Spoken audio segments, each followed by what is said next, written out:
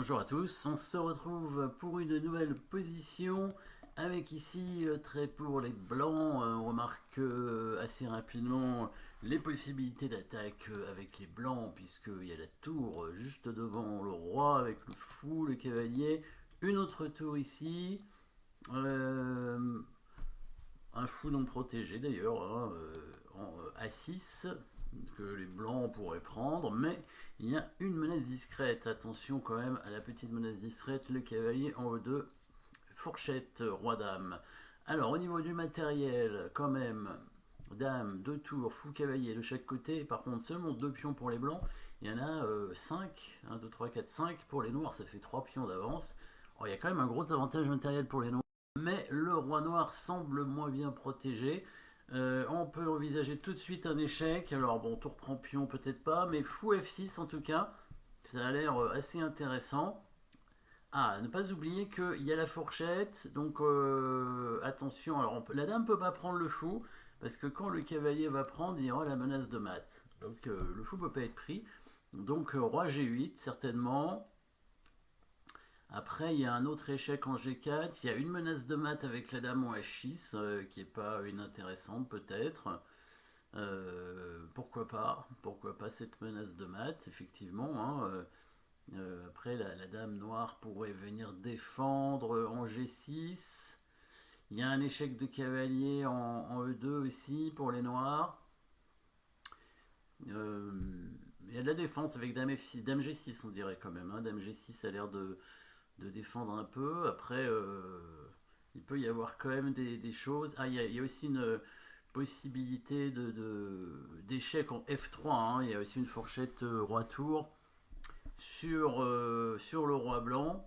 Peut-être, ça peut être intéressant, justement, d'essayer d'éliminer ce cavalier. Il est assez embêtant, hein, ce cavalier noir, puisque il y a une double fourchette de menacé ici.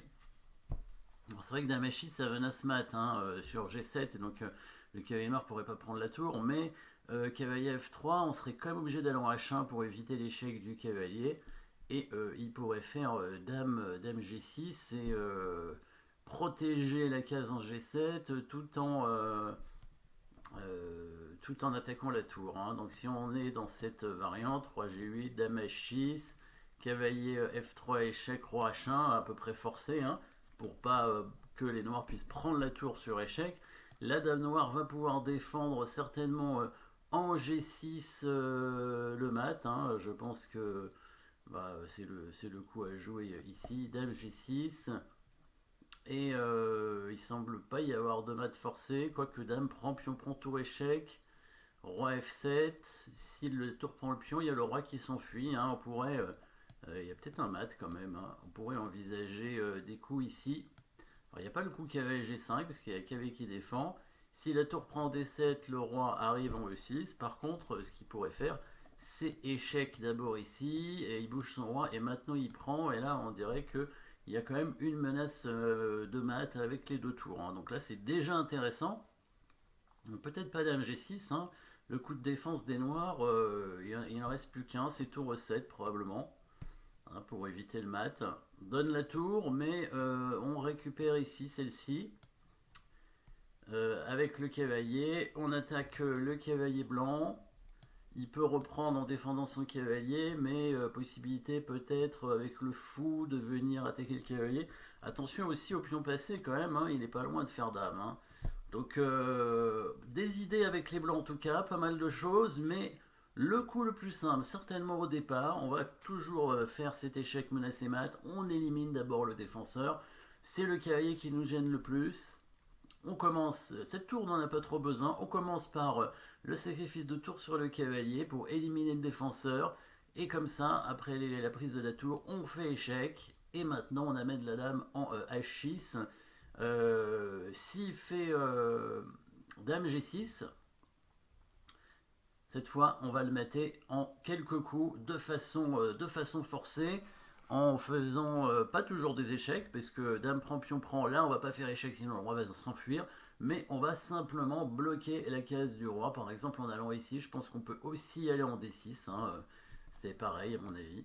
Je pense que D6 fonctionne aussi. Le but ce serait dans tous les cas de contrôler la case du roi, et les blancs vont pouvoir amener leur tour en H8 tranquillement sans que les noirs puissent rien faire. C'est le but ici. Et si la tour vient en E7, alors on pourrait prendre la tour, mais il va pousser son pion. Donc c'est un peu comme tout à l'heure. Donc ici, on va être peut-être un peu plus malin. Et on va commencer à créer des menaces sur son roi en amenant la tour. Donc ici un bon coup hein, pour amener la tour en attaque en fait. Pas d'échec intéressant, mais je pense que c'est une menace de mat. Alors c'est une menace au moins de gagner la dame, mais je pense que c'est aussi une menace de mat. Hein. On va mettre la tour en H5. Donc le but est s'il pousse son pion, je pense qu'on peut faire échec. Je pense que c'est mat hein, si on fait échec. Parce que s'il vient en F7, on fait dame G7. Il vient en E6, on va prendre la tour. Bon là il a pas l'air très bien. Déjà on peut prendre la dame. Etc. hein. Bon, on va arriver de toute façon à continuer à faire des échecs. On a déjà une dame de plus. Alors, il pouvait prendre la tour au départ, hein, bien sûr. Ici, dame prend H5. Et ensuite pousser le pion. Mais ça revient à peu près au même, je crois. On fait dame G5. On fait dame G7, je pense. On prend sa tour. Bon, on a dame déjà de gagner. Il va bouger son roi. Voilà, pour revenir sur le pion, hein, déjà sans trop de problèmes, déjà le cavalier peut revenir tranquillement des deux. Bon, après, il y a probablement des meilleurs coups, mais déjà si cavalier des deux, on a une dame de plus hein, contre une tour, c'est tout. C'est quand même pas beaucoup. Et un cavalier, hein, une dame et un cavalier de plus. Hein. Donc tour H5, s'il prend la tour du coup, et ensuite le cavalier, on va récupérer les pièces non protégées. Donc là il a deux tours quand même hein, pour la dame, mais on a évidemment le coup de dame ici qui attaque toutes les tours en même temps en faisant échec. Voilà. Donc là, il va forcément perdre une tour. Hein. Bon, la tour à 8, de toute façon, ne peut pas s'enfuir. Il peut faire tour E6, mais on prend la tour en faisant échec. Hein. Voilà, tour E6, on prend la tour en faisant échec.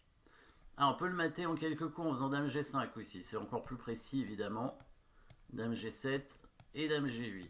Ouais. C'est mieux de mater, évidemment, que de gagner la tour. Du coup, il peut pas jouer sa tour, il va être obligé de bouger son roi, roi F8, voilà. Et là, on va lui prendre les deux tours du coup. Ah non, parce qu'il y a la tour qui va couvrir. Hein. Donc il va couvrir l'échec. Donc on va prendre celle-ci, comme ça on menace mat en deux coups avec dame E7, on menace toujours sa tour. Et mettre sa tour en E8, et là on va le menacer encore avec dame prend H7.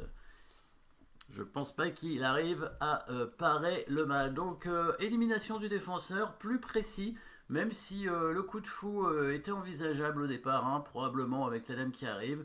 On peut aussi éliminer le défenseur après avoir fait le coup de fou, hein, c'est-à-dire prendre le cavalier maintenant. Je pense que c'est quand même un bon coup aussi, hein, donc l'ordre de coup a pas beaucoup d'importance.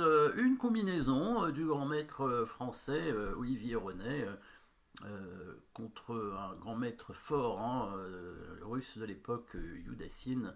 Voilà, dans une partie, dans un tournoi en Belgique. Merci d'avoir suivi cette position et à très bientôt.